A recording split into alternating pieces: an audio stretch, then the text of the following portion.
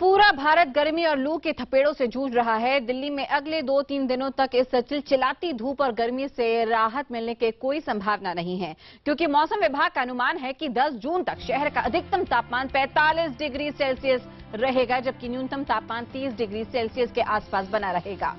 पूरे भारत में गर्मी ने हाहाकार मचा रखा है। राजस्थान में पारा इतने ऊपर चला गया कि मानो वहां पे कोई आग लगी हो। जयपुर, चूरू, श्रीगंगानगर, बीकानेर, कोटा सभी जगहों पर गर्मी ने हाहाकार मचा रखा है।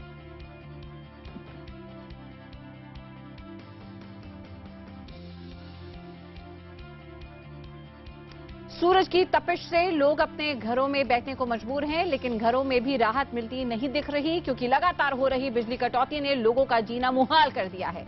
दिल्ली एनसीआर में हो रही भारी कटौती ने गर्मी की मार झेल रहे लोगों को खासा परेशान कर दिया है। लगातार हो रही कटौती ने लोगों को विरोध प्रदर्शन करने को मजबूर कर दिया है। पूर्वी दिल्ली में सबसे ज्यादा बिजली कटौती हो रही है, खासकर लक्ष्मीनगर, विनोद नगर, मंडावली, पतपड़गंज, पांडव नगर, गणेश नगर, आनंद विहार, त्रिलोकपुरी, कल्याणपुरी जैसे इलाके सबसे ज्यादा प्रभावित हैं।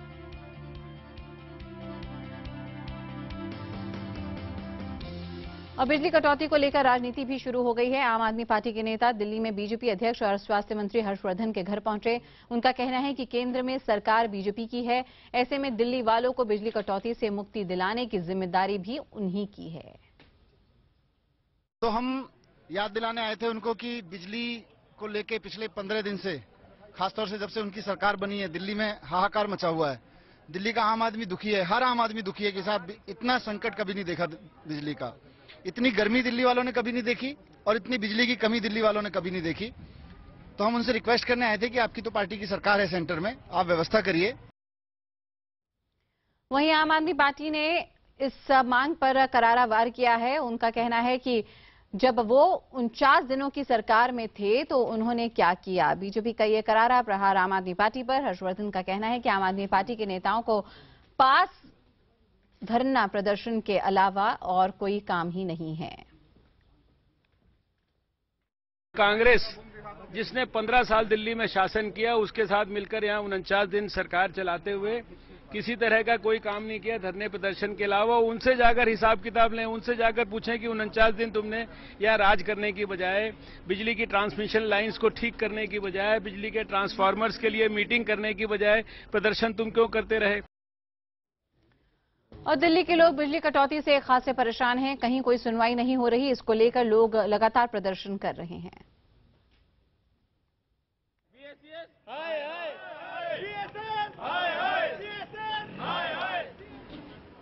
ये हमारा तो रोज का काम हो गया। हमारे कम से कम 2 महीने से लाइट रोज 4 से 5 घंटे 10 घंटे रोज भाग रही है।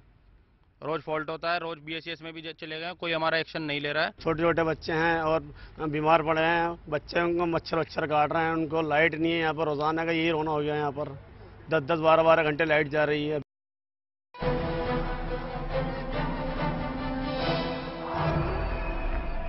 दिल्ली और एनसीआर में भीषण गर्मी और बिजली कटौती से लोगों का गुस्सा 7वें आसमान पर है। पूर्वी दिल्ली के विनोद नगर में परेशान लोगों का आरोप है कि उनकी दिक्कतों पर कहीं सुनवाई नहीं हो रही है। उनका आरोप है कि इलाके के विधायक और अफसर उनकी परेशानियों पर ध्यान नहीं दे रहे। हमारे यहाँ लाइट की प्रॉब्लम से पानी की प्रॉब्लम है। पानी की प्रॉब्लम से ना तो नहाया जाता है, ना कुछ का काम होता है। यही हाल पटपड़गंज की सोसाइटियों का भी है। यहाँ रहने वाले लोगों के मुताबिक 14-14 घंटे बिजली गायब रह रही है। इसकी वजह से एसी तो दूर की बात, पंखे और कूलर भी लोगों का सहारा नहीं बन पा रहे।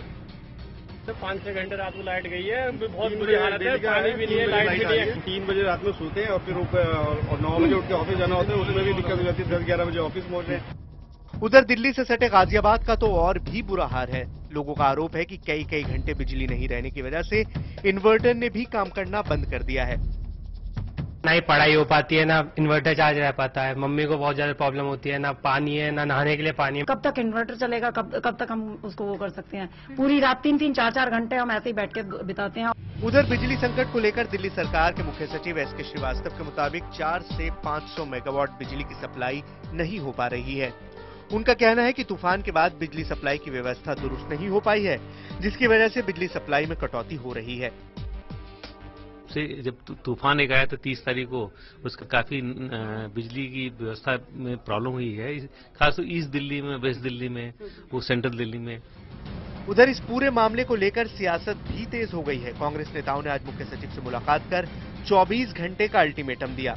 कांग्रेस नेताओं ने कहा कि अगर 24 घंटे में बिजली की हालत ठीक नहीं हुई तो एलजी और पीएम दफ्तर का घेराव किया जाएगा।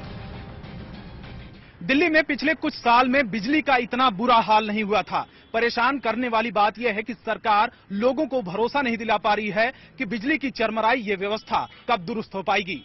साक्षी खन्ना के साथ रवि सिंह, दिल्ली, IBN 7।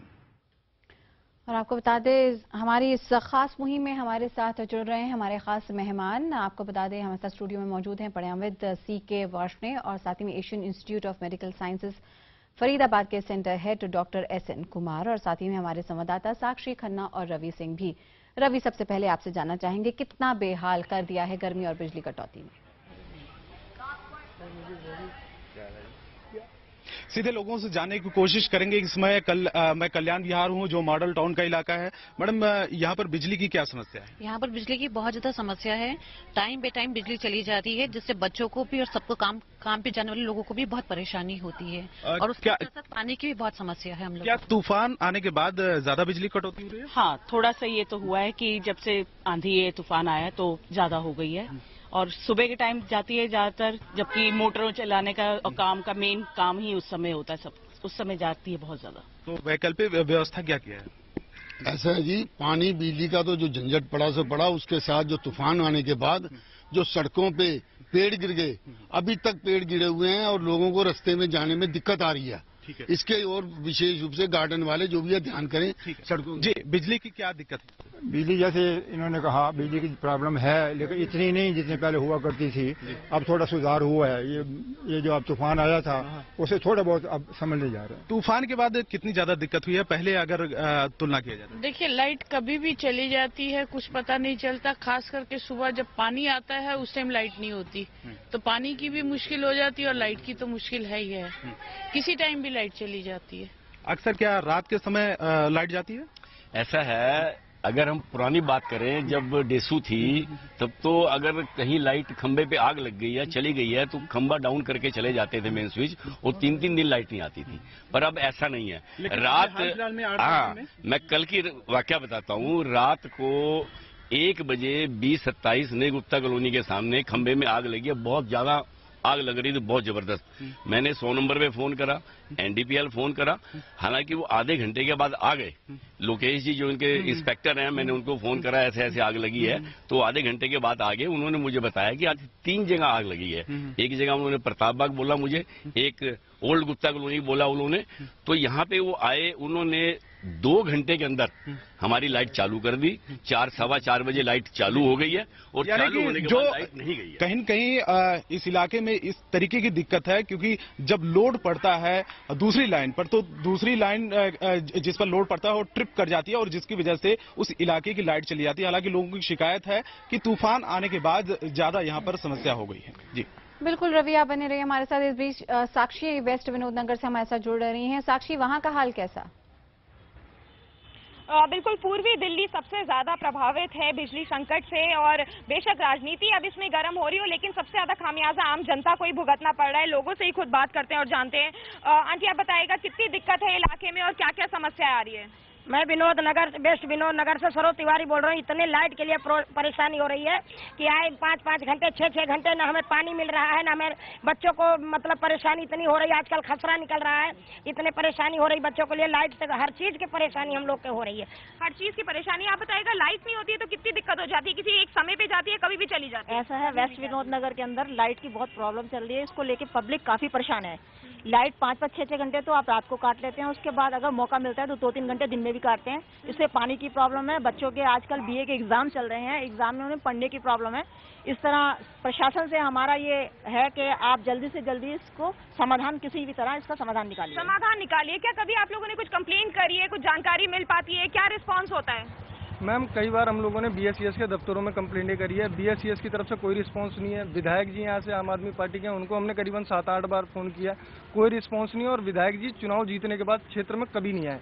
ये उनका बिल्कुल एजेंडा रहा। के घर जाके धरना दे रहे थे, आप बताइएगा कितनी दिक्कत यहाँ पर है, जानकारी मिल पाती है, आप लोग फोन करते हैं, क्या ये एक बड़ी वजह है कि जानकारी नहीं मिलती इसलिए आम जनता की जो दुख है वो और ज्यादा बढ़ गए हैं? जी बिल्कुल, यहाँ पे जानकारी मिलती नहीं है, साथ में लोड का भी बहुत बड़ा प्रॉब्लम है, जिसकी वजह से जो है कल के दिन में हमारी मंडावली शांतिमार रोड के ऊपर में जो प्राइमरी स्कूल है उसके ऊपर जो है पूरा जो है जल गया खंबा जो है। उसके बाद शांतिमार रोड पे एक खंबा था वो भी पूरा जल गया।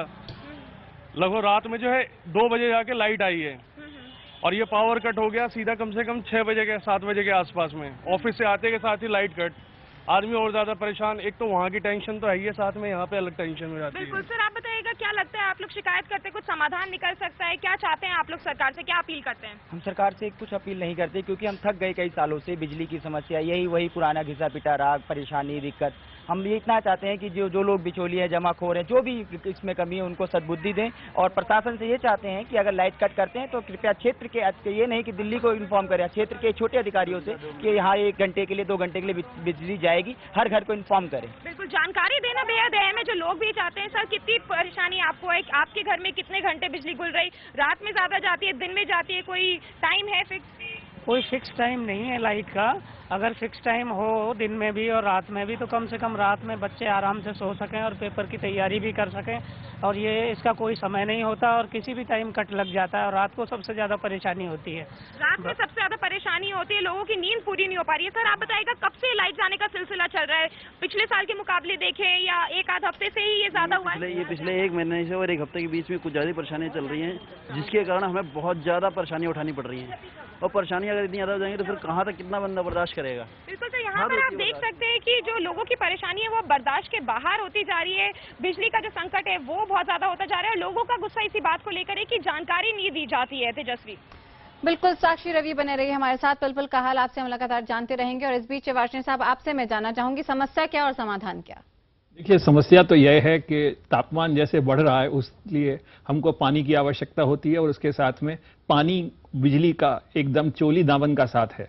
जब बिजली नहीं तो पानी भी नहीं होता है। जैसा कि अभी आपके काफी सारे लोगों ने बताया कॉलोनी से कि जब बिजली नहीं है तो पानी कैसे चढ़ेगा। और बिजली की समस्या ऐसी नहीं है कि ये आसान और एकदम उत्पन्न हो गई है। इसके कई सारे ऐसे तत्व हैं जिनकी वजह से ये समस्या बढ़ी है। जैसे आंधी आई, तूफान आया तो एक प्राकृतिक आपदा थी। तो प्राकृतिक आपदा प्रबंधन में इन चीजों का भी एक पूरा तरीके से ध्यान रखने की आवश्यकता है। जी। लोगों ने बताया कि पेड़ गिरे, उनको हटाने तक की अभी तक पूरी सफाई नहीं हो पाई है। तो ये भी एक प्राकृतिक आपदा की वजह से हुआ। तो इन सब चीजों के अंदर जो हमारा प्राकृतिक आपदा का जो संस्थान है और जो उसके साथ में जो एपरेटस है, जो पूरी बनी हुई है संस्था, उसके अंदर इन सब चीजों का आवश्यक है कि बहुत गहराई से सोचा जाए और इन छोटी छोटी चीजों का ध्यान रखा जाए। तो अगर ऐसा नहीं होता तो लाइन नहीं टूटती और हमारी पावर लाइन्स और जो ट्रांसमिशन लाइन है वो चुस्त दुरुस्त रहती। दूसरी बात यह है कि हमारी बिजली की समस्या इसलिए भी अधिक है कि इस दिनों हमारी आवश्यकता बढ़ गई है। जब आवश्यकता बढ़ जाएगी तो क्या होगा कि बिजली न होने से एक बहुत गुणित प्रभाव पड़ता है, जिसको हम कहते हैं मल्टीप्लायर इफेक्ट। ऑफिस का काम नहीं हो सकता, बच्चों की पढ़ाई नहीं हो सकती। इस पर भी मैं यहाँ पर वापस आऊंगी कि किस तरह से डिमांड बढ़ गई है, वो भी कहीं ना कहीं एक बहुत बड़ा कंस्ट्रेंट पैदा करती है। लेकिन डॉक्टर कुमार, आपसे समझना ये चाहेंगे कि आम लोग जो हैं वो अपने आप को इस गर्मी के माहौल में अडेप्ट करने में इतने मुश्किल क्यों पाते हैं? हालात इतने मुश्किल क्यों हैं? हाथ से मुश्किल क्या ह्यूमन बॉडी के लिए अपने आप को अडेप्ट करना वाकई बहुत मुश्किल हो जाता है? समटाइम्स इट इज नॉट, हर के लिए नहीं होता है, लेकिन खासकर बच्चों के लिए, यंग एडल्ट्स के लिए, ओल्ड एज के लिए, इन लोगों के लिए थोड़ा एडेप्टेबिलिटी, इनकी थर्मल सेंटर जो है आपके दिमाग में वो थोड़ा कमजोर हो जाता है या उतना बच्चों में उतना डेवलप नहीं होता है। तो उस थर्मो रिसेप्टर सेंटर के रेगुलेशन में थोड़ी कमी आने के कारण उनको हीट स्ट्रोक का खतरा बढ़ जाता है, हीट एग्जॉशन का प्रॉब्लम हो जाता है। दे कैन अपने आप को रेगुलेट नहीं कर पाते हैं, बॉडी टेम्परेचर अडेप्ट नहीं कर पाता है, ऑल ऑफ सडन टेम्परेचर बढ़ जाता है तो अपने आप को, उनका शरीर को टाइम लगता है अडॉप्ट करने में। बिल्कुल। रवि, आप पर आना चाहूंगी। और दिल्ली में अगर हम बिजली समस्या की बात करें, आप तो काफी समय से दिल्ली के इस समस्या को देखते भी आए हैं, समझना ये चाहते हैं कि समस्या पैदा हो कहाँ रही है? बीच में शीला दीक्षित की सरकार थी, काफी कुछ ठीक भी हो गया था, लेकिन पिछले 6 महीनों में काफी कुछ बदला भी है। निश्चित तौर पर देखिए, कल जो बिजली की डिमांड थी 5192 मेगावाट थी, और क्योंकि इस साल जो बिजली की डिमांड जो कहीं ज्यादा हो रही है, उसकी वजह है कि इस बार गर्मी भी काफी ज्यादा पड़ रही है, और दूसरी तरफ तूफान आने की वजह से कई ऐसे टावर जो करीब 10 टावर टूटे हैं बड़ी लाइन के, और उसकी वजह से बिजली की दिक्कत हो रही है। लोगों से सीधे जानने की कोशिश करेंगे कि ये बताइए कि क्या टावर टूटने के बाद ये जो तकनीकी खराबी हुई थी, तूफान आया था, उसके बाद इस इलाके में बिजली की समस्या हुई है? बिजली की समस्या पहले से बड़ी है, लेकिन टावर गिरने की वजह नहीं हो सकती। जब इन्होंने बिजली रेस्टोर कर दी तो उसके वजह फिर उसको परमानेंटली जो लाइट जाती है बिना शेड्यूल के, तो ये वजह मैं नहीं मानता कि टावर की वजह से। आज भी चीफ सेक्रेटरी का स्टेटमेंट आया हुआ है पेपर में कि हमारे पास पर्याप्त बिजली है, लेकिन हम सप्लाई करने में हमारी दिक्कत हो रही है। तो दिक्कत का ये जो बहाना कर रहे हैं कि जी टावर गिर गए, आज तूफान आए भी मेरे ख्याल 15 दिन हो गए, और ये इसको अभी तक अगर वो वजह भी है तो उसको मेंटेन करना चाहिए। जब तो उसको वजह नहीं मानते। क्या मैडम यहाँ पे इस इलाके में भी कोई टावर गिरा था? हाँ, हमारे इलाके में भी एक टावर गिरा था, बट अब उसको ठीक कर दिया गया है। ठीक कर दिया गया। हाँ जी। क्या उसके बाद भी बिजली की जो समस्या थी वो दूर नहीं हो पाई? नहीं, वो भी एज इट इज चल रही है। चल रही है। हाँ जी। ठीक है। जब बिजली कंपनी को फोन करते हैं तो क्या वहाँ से जवाब आता है? कभी तो एक तो नंबर ही नहीं मिलता, सबसे पहले बड़ी बात तो ये है, नंबर ही नहीं मिलता उनका, और फोन ही नहीं कोई रिसीव करता वहाँ पे। फोन पे फोन बजते रहते हैं, मसा कोई आए रिसीव कर लेगा, in case you are lucky, तो फिर वो आ गए नहीं आए वो भी कुछ नहीं पता उनका। मतलब बिजली कंपनी से कोई रिस्पांस सही तरीके से नहीं मिलता। ऐसे है जी, उनकी एफिशिएंसी में 2 साल पिछले से कमी आई है। जो ट्रांसफार्मर वगैरह उन्होंने पहले लगाए, केबलें बदली, अब वो चीज नहीं है कि पिछले 2 साल से ऐसे चल रहा है। अब क्या करें? सरकारी केबलें उन्होंने बदली हैं, पर वो इतनी हीट जब 45-46 डिग्री 47 डिग्री हो जाता है तो कहीं ना कहीं खंबे में आग लग जाती है। और आग की भी शिकायत होती है? नहीं, मुझे ये कहना है कि ये डिजास्टर मैनेजमेंट जो होता है, फर्ज को इस तरह का तूफान आता है, ये होता है, इनके पास 15 साल दिल्ली की सरकार रही, आपकी सरकार आई, क्या इसके लिए कोई प्रावधान नहीं होता कि ऐसी सिचुएशन आए तो हम क्या करें? जी जी बिल्कुल रवि, हम समझ सकते हैं यहाँ पे लोगों की मुश्किल, और सबसे बड़ा सवाल हम सबके सामने यही कि आपके और मेरे घर बिजली क्यों नहीं आ रही। इस तपती गर्मी से अपने आप को बचाएं कैसे, वो भी तब जब बिजली कटौती का ये गहरा संकट हम सब पर किस तरह से कहर बरपा रहा है। तो तपती गर्मी से परेशान उत्तर भारत के लोगों को मायूस करने वाली खबर आई है। विज्ञान और प्रौद्योगिकी मंत्री ने बताया है कि मौसम विभाग के मुताबिक इस बार मानसून में देरी और कमजोर होने की आशंका है। कमजोर मानसून की वजह से बारिश भी कम हो सकती है, लिहाजा सरकार उससे निपटने के उपायों में जुट गई है। मौसम विभाग के मुताबिक मानसून पर अल नीनो का 70% असर पड़ने की आशंका है।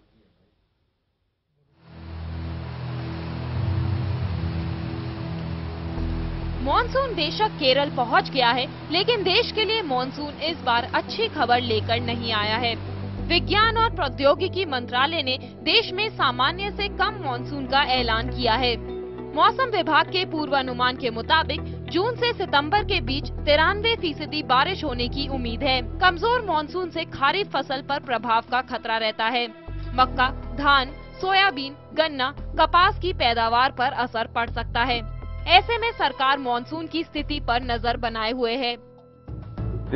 90 to 96% is an overall long period average, and if you take the monthly average across the country, it would be around 93%, which would mean say about 82 centimeters or somewhere around that figure.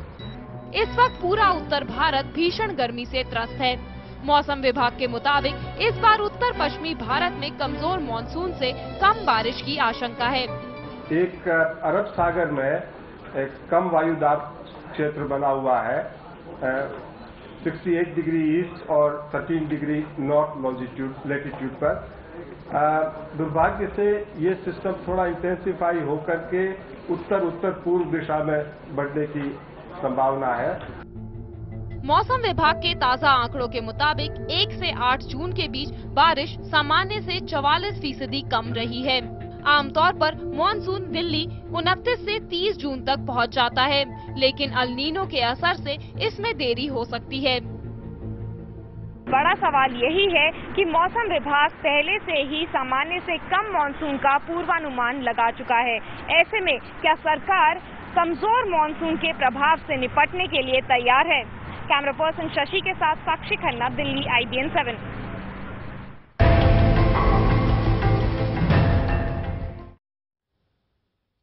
पूरा भारत यहाँ पे गर्मी और लू के थपेड़ों से जूझ रहा है। दिल्ली में अगले 2-3 दिनों तक चिलचिलाती धूप और गर्मी से राहत मिलने के कोई आसार नहीं है। मौसम विभाग का अनुमान है कि 10 जून तक शहर का अधिकतम तापमान 45 डिग्री सेल्सियस जबकि न्यूनतम तापमान 30 डिग्री सेल्सियस रहने की बात कही जा रही है। पूरे भारत में गर्मी ने हाहाकार मचा रखा है। ये 6 तस्वीरें आपकी टीवी स्क्रीन पर। वहीं पर हम अगर राजस्थान की भी बात करें तो वहां पर भी हालात बद से बदतर हैं। जयपुर, चूरू, श्रीगंगानगर, बीकानेर, कोटा सभी जगहों पर गर्मी ने हाहाकार मचा रखा है। सूरज की तपिश से लोग अपने घरों में बैठने को मजबूर हैं, लेकिन घरों में भी राहत मिलती नहीं दिखती क्योंकि लगातार हो रही बिजली कटौती ने लोगों का हाल बेहाल कर दिया है। खास करके यहां पर अगर हम नोएडा, गाजियाबाद की बात करें तो हाल और भी बदतर है।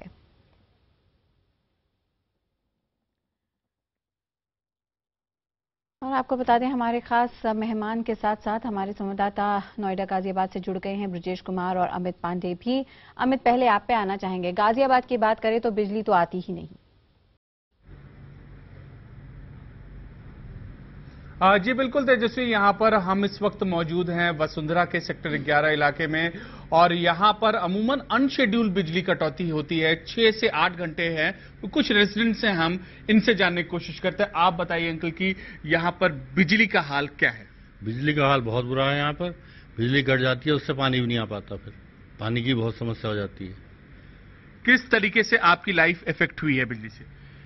बिजली से सर लाइफ तो बहुत ज्यादा इफेक्ट हुई है कि हम लोगों का डे टू डे वर्क जो है वो सारा ही खराब हो गया है। ना कि पानी आता है ऊपर, ना बिजली की ना आने की वजह से हम लोग छत के ऊपर पानी भी नहीं चढ़ा पाते और जिसकी वजह से नहाना धोना, बच्चों का स्कूल जाना या ऑफिस जाना लोगों का मुश्किल हो जाता है और लिफ्टें भी चलनी बंद हो जाती हैं। बच्चों की बात इन्होंने की। हमारे साथ कुछ बच्चे हैं, बेटी हम उनसे जानने की कोशिश। बच्ची तुम बताओ कि लाइट नहीं आती है तो क्या दिक्कत होती है? पानी नहीं मिलता। पानी नहीं मिलता। आप बताओ, लाइट नहीं आती है तो क्या प्रॉब्लम होती है आपको? पानी नहीं मिलता। पानी नहीं मिलता। स्कूल नहीं जा और स्कूल नहीं जा पाते। तो साफ तौर पर इनका भी कहना है कि इनको पानी नहीं मिल पाता और स्कूल नहीं जा पाते। कुल मिलाकर जो 6 से 8 घंटे की बिजली कटौती है उनकी यहाँ पर पूरा इनकी जो रूटीन है, डेली लाइफस्टाइल है, उसको डिस्टर्ब कर दिया और वाकई यहाँ पर गाजियाबाद में जो बिजली का हाल है वो अभी बेहाल है। बिल्कुल अमित, हम समझ सकते हैं। यहाँ पे बच्चों को खास करके हॉलीडे होमवर्क करना हो, पढ़ाई करनी हो, स्कूल जाना हो तो बहुत मुश्किल होती है। वहीं नोएडा से ब्रजेश भी हमारे साथ जुड़े हुए हैं। ब्रजेश, नोएडा की बात करें तो पहले ही उत्तर प्रदेश की सरकार ये कह चुकी थी कि 2500 मेगावाट की कमी खलती रहेगी जब तक ये गर्मी का मौसम रहेगा। इतनी बड़ी कमी और इतनी बड़ी कटौती, लेकिन आम जनता कैसे जूझ रही है? आम जनता इन आंकड़ों के परे किन मुश्किल हालात में है? बिल्कुल, देखिए सरकार भले इस बात का दावा कर रही है कि जो कमी है उसको पूरा करने की कोशिश की जा रही है, लेकिन इस बीच जो आम लोग हैं, यहाँ के जो नोएडा के तमाम लोग हैं, इनसे हम कुछ पूछते हैं कितनी आपके यहाँ बिजली कटौती होती है और उससे क्या परेशानी हो रही है? परेशानी ऐसा जी, कल 5 से 7 घंटे लाइट गई है। बीच में उसमें पानी प्रॉब्लम होती है। सुबह लाइट चली जाएगी तो पानी आएगा नहीं, पानी से सारा दिन परेशानी होती है। रात को कभी सोते टाइम में ही 12 बजे 11 बजे कभी भी लाइट चली जाती है। उसमें पब्लिक सोएगा नहीं आदमी तो फिर ऑफिस जाना है, सुबह उठना है। बच्चों का एग्जाम चल रहा है, वो बच्चे पढ़ेंगे नहीं फिर सोएंगे नहीं तो पढ़ेंगे कैसे जाएंगे? वही सारी सब प्रॉब्लम हो रही है। बहुत सारी दिक्कतें हैं। आपसे जानना चाहते हैं क्या कुछ आपको परेशानियां हो रही हैं? लगातार कितनी कटौती हो रही है और क्या कुछ दिक्कतें आपको? देखिए, जो भी अडोगोसिस कटौती ये की जा रही है ये बिल्कुल जायज़ नहीं है, ये नाजायज़ है।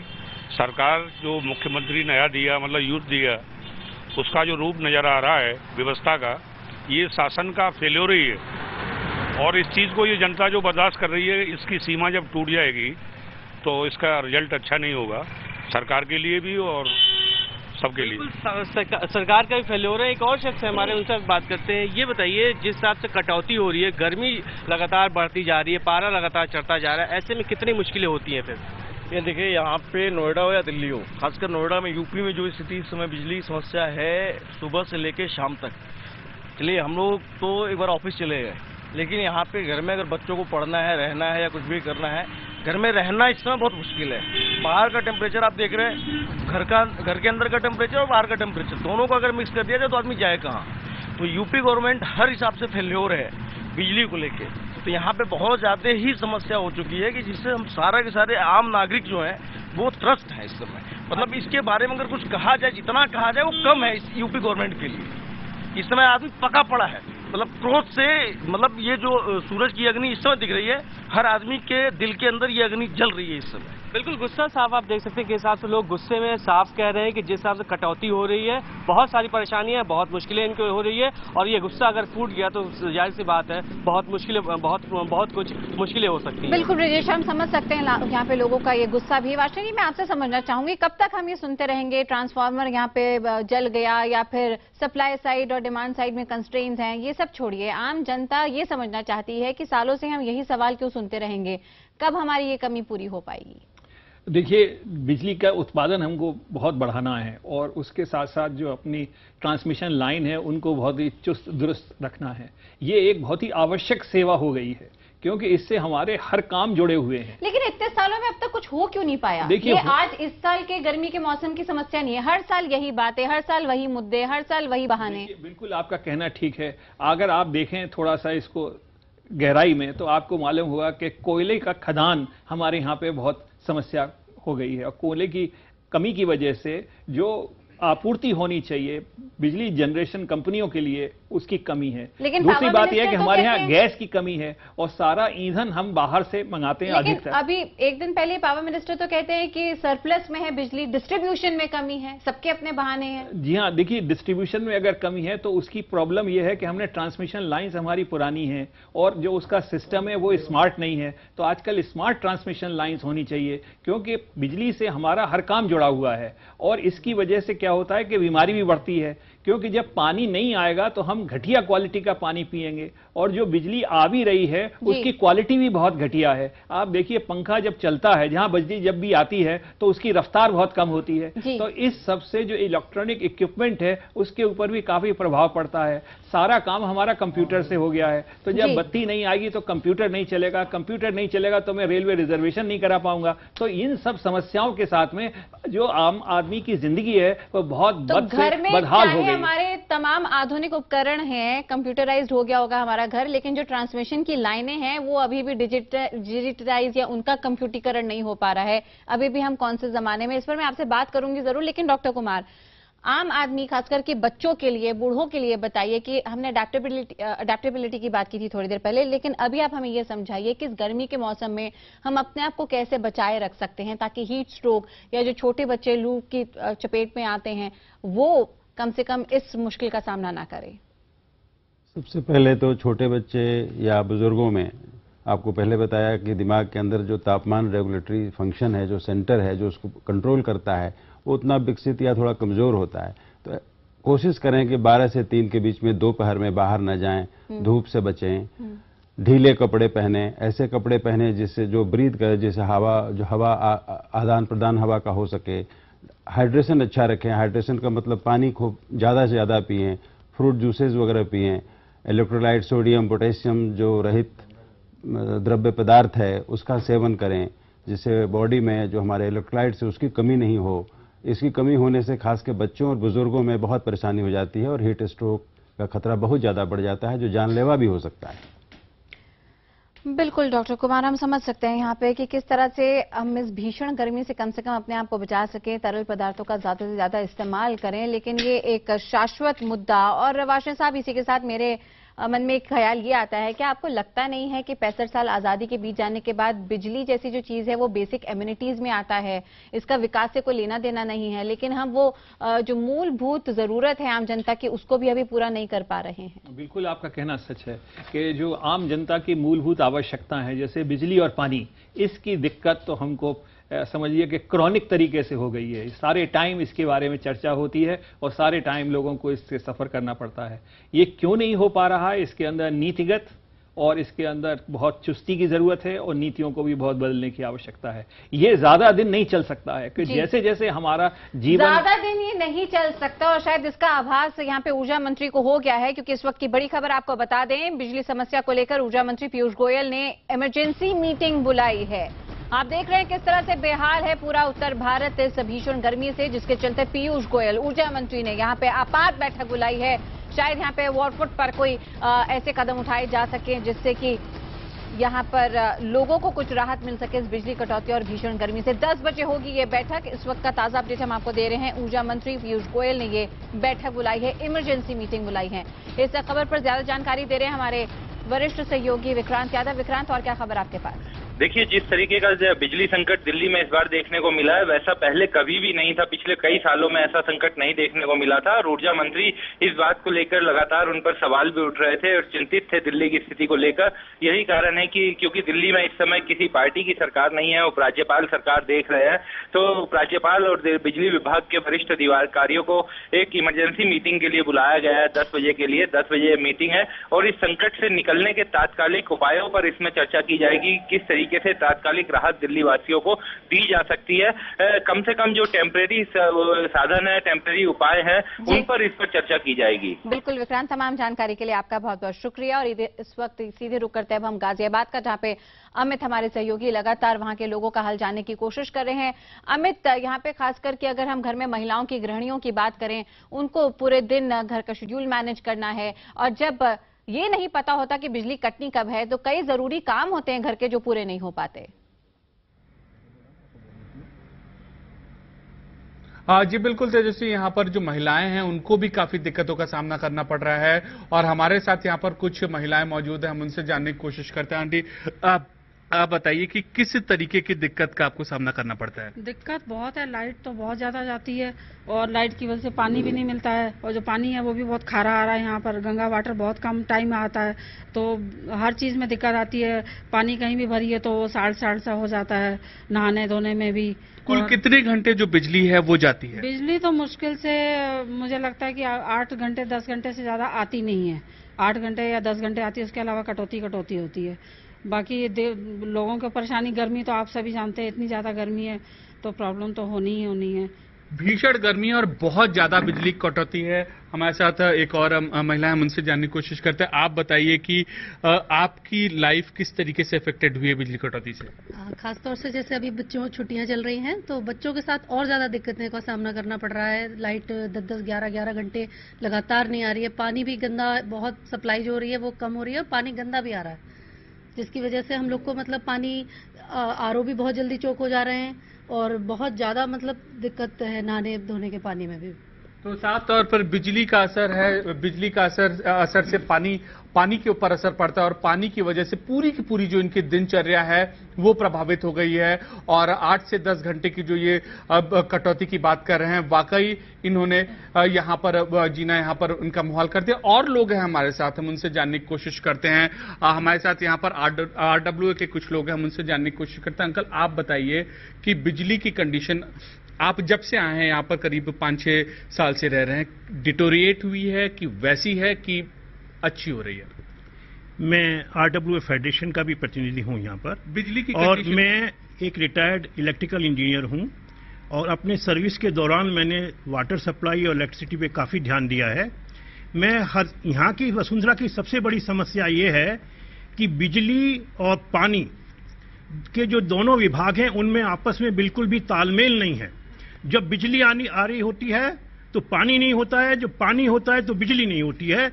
और यही यहाँ का जो पानी थोड़ा खारा है, जो थोड़ा बहुत पानी हमको प्रताप विहार प्लांट से मिलता है वो भी हम पंप नहीं कर पाते क्योंकि बिजली नहीं होती है।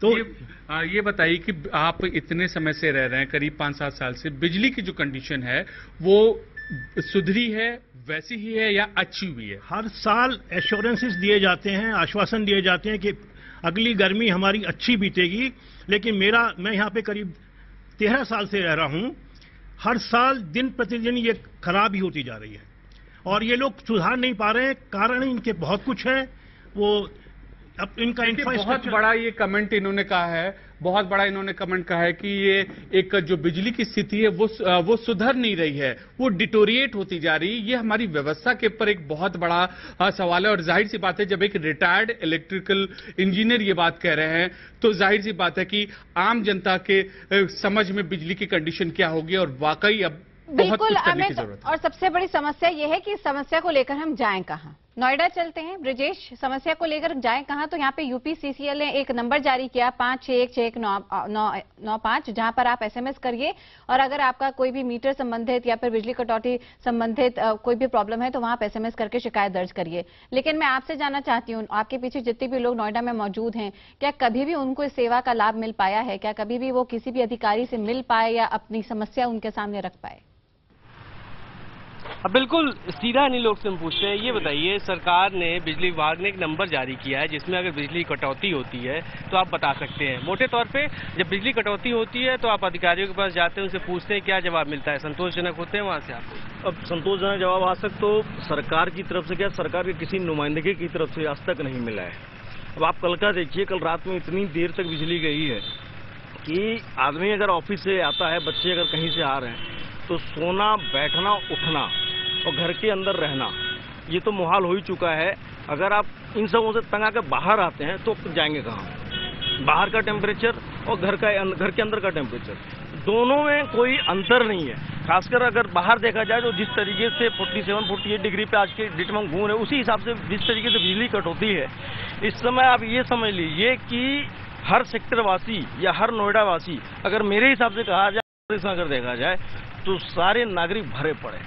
बिल्कुल परेशानी बिल्कुल है। लोगों का साफ कहना है कि शिकायत भले ये लेके जाते हैं लेकिन कार्रवाई कुछ नहीं होती है, कहीं से भी कोई प्रॉपर रिएक्शन इन लोगों को नहीं मिल पाता है। बिल्कुल ब्रजेश, और ये भी समस्या एक बहुत बड़ी कि सुनवाई यहाँ नहीं है लोगों की, कि कम से कम कोई शिकायत भी तो है तो उसको दर्ज कहाँ पे कराएं? कौन अधिकारी है, कौन है यहाँ पे जो इनकी सुनेगा? राज्य सरकार और केंद्र सरकार के बीच में वैसे ही प्रत्यारोप और आरोप का ये जो दौर है चलता रहता है कि केंद्र से सप्लाई नहीं हो पा रही, राज्य सरकार अपना रोना रोती रहती है, लेकिन असल में आम आदमी जो है उसका जीना मुहाल